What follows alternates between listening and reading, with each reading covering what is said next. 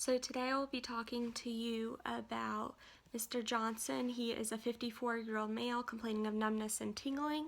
Numbness and tingling started 2.5 months ago in his feet. It progressed up his legs, his arms, and now is in his fingers.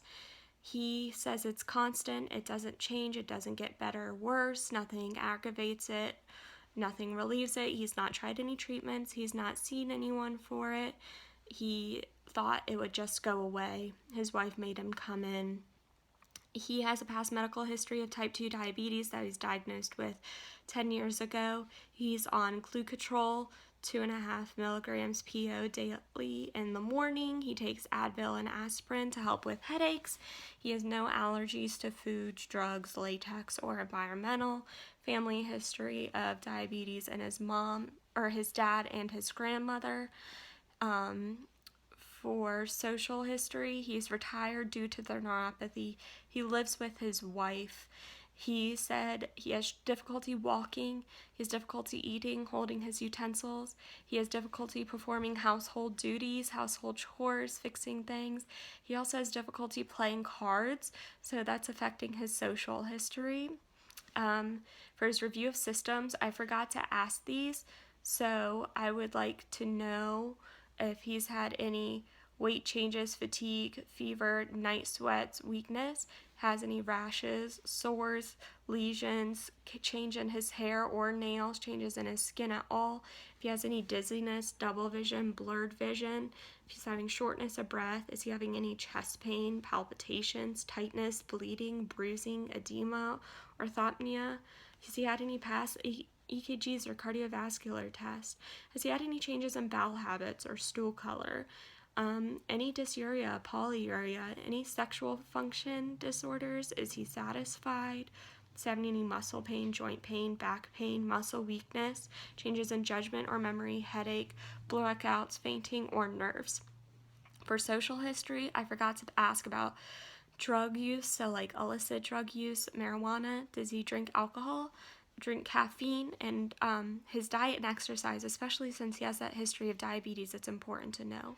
For his vital signs, his blood pressure is 140/92, his heart rate is 60, his temperature is 98.6, his respiratory rate is 16, his O2 is 97%, he's 6 feet tall, weighs 190 pounds, he has a BMI of 25.8.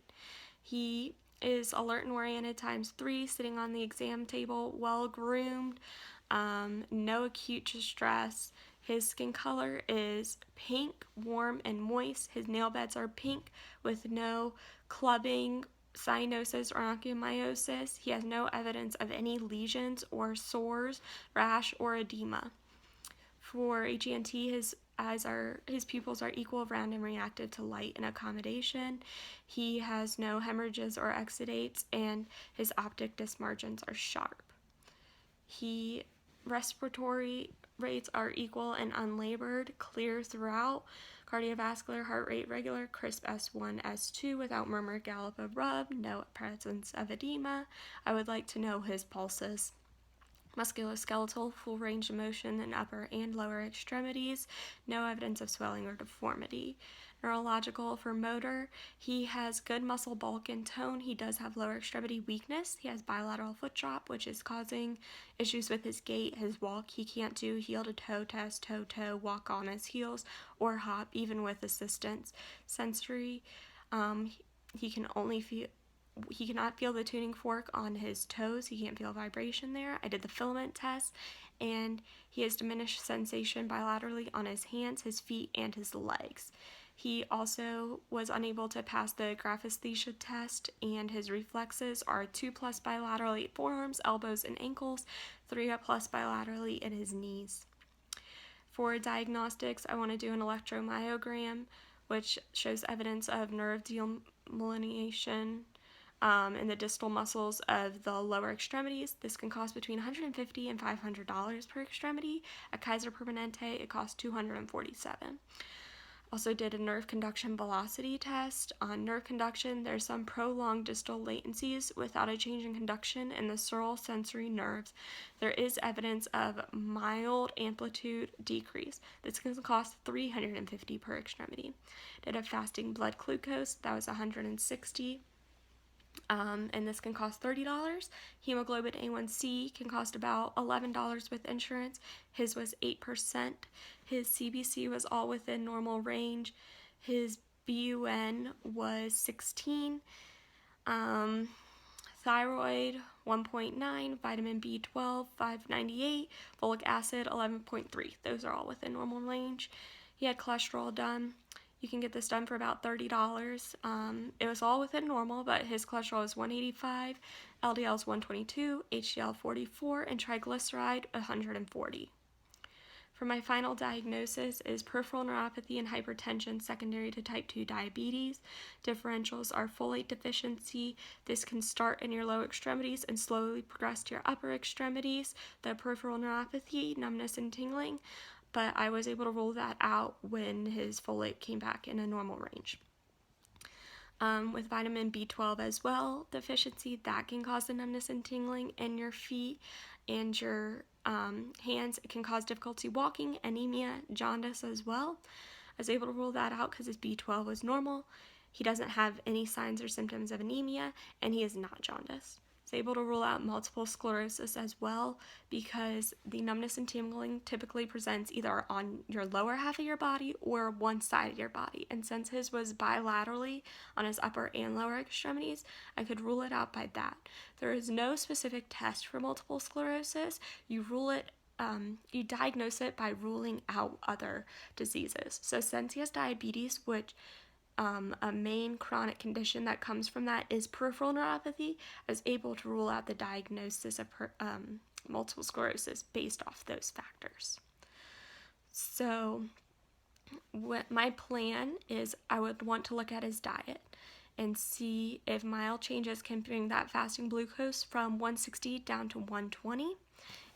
His hemoglobin is 8%. A1C is 8%. That's not too bad. His lipid levels were all within normal range, and if he eats a little healthier, that could bring that up. His blood pressure was 140/90, the 80 or 92. The ADA recommends 140/90. So I would hope some lifestyle changes might help bring that down. So with lifestyle changes, I'd want him to exercise, but with the peripheral neuropathy and it's hard for him to walk, we got to get that under control first. I'd like him to see a physical therapy, and I'd put him on Neurontin. I'd start him at 300 milligrams PO once a day for 1 day, then 300 milligrams PO twice a day for 1 day. Then he can go up, do 300 milligrams 3 times a day, and then I can titrate him up to a max of 1800 milligrams a day. If this doesn't help, I may refer him to a neurologist. I consider a baby aspirin as well due to his type 1 diabetes. He's over 50 years old and has borderline high blood pressure. Need to educate on good foot care since he has the foot drop. So dry socks, daily inspections, make sure his toenails are trimmed equally, make sure water's not too hot before he takes a bath, maybe have his wife look at the bottom of his feet or use a mirror to look at the bottom of his feet. I also want to stress the importance of preventing the autonomic neuropathy by getting this peripheral neuropathy under control. I want him to come back in about 2 to 3 weeks to see if any of these lifestyle changes helped with his fasting glucose, blood pressure, and A1C to see if I may need to start him on more medications for those. Also want to know if the Neurontin is helping or if he should see a neurologist.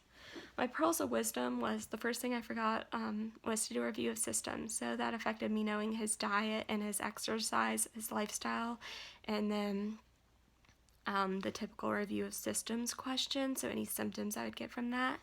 As I worked through my DXR, I did not know about EMG or nerve conduction, so I learned about those.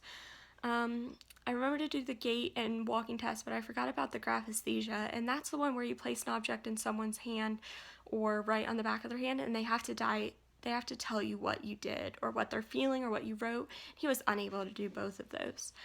I did the cotton ball test and the filament test, but I did forget to do the tuning fork exam. DXR wanted me to do more collaborations, like with the neurologist and a endocrinologist, but I only chose the physical therapist. They also recommended that I prescribe a beta blocker or an ACE inhibitor on top of the Neurontin, but I just wanted to start him with 1, maybe 2, including the aspirin, before I throw all these medications at him.